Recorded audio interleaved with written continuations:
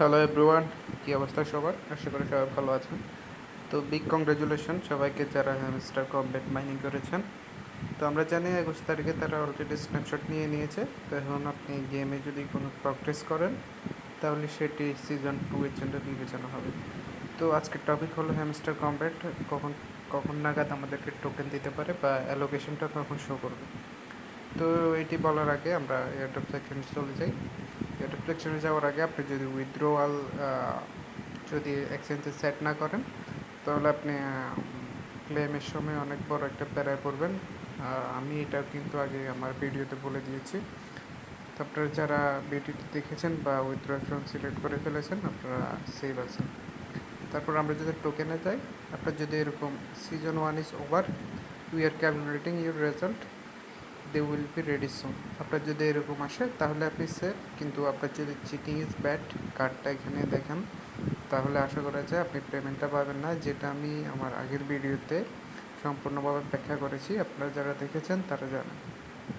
এখন আমরা যদি আবার আপনার মূল ফেজে চলে আসি মাইনিংয়ে, এখন দেখতে পাচ্ছেন আপনারা সিজন 2 অলরেডি স্টার্ট হয়ে গেছে।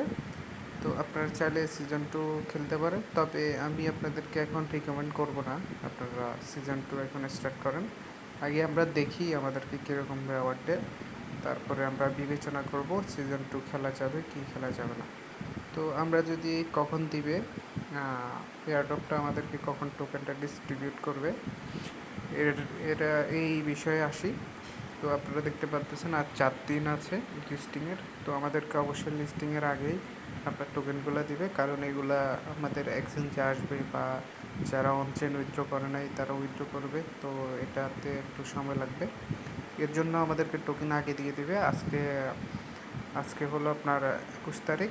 তো আমরা আশা করতেছি 23 থেকে 24 তারিখের ভিতরে আপনার অ্যালোকেশনটা শো করবে, যেহেতু 26 সেপ্টেম্বর আপনার লিস্টিং হতে যাচ্ছে।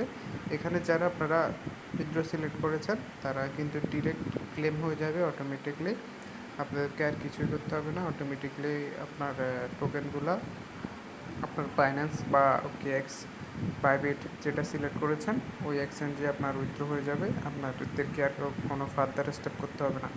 যারা এক্সচেঞ্জ সিলেক্ট করে নাই, অনচেন সিলেক্ট করেছেন, তাদের কিন্তু গ্যাস ফি দিয়ে টোকেনটা ক্লেম করতে হবে। তখন যদি আপনার টন নেটওয়ার্কের ট্রানজ্যাকশান যদি আপনার স্লো হয়ে যায় তাহলে তো আপনি ফেস হয়ে যাবেন। তো আপনার টোকেন পাইতে হয়তো 1 দিন 2 দিন সময় লাগতে পারে। তো যারা আগেভাগে এক্সচেঞ্জ সেট করে ফেলেছেন তারা এই হ্যাসেল থেকে মুক্ত। আপনারা চাইলে লিস্টিংয়ের দিন টোকেনগুলো সেল দিতে পারবেন।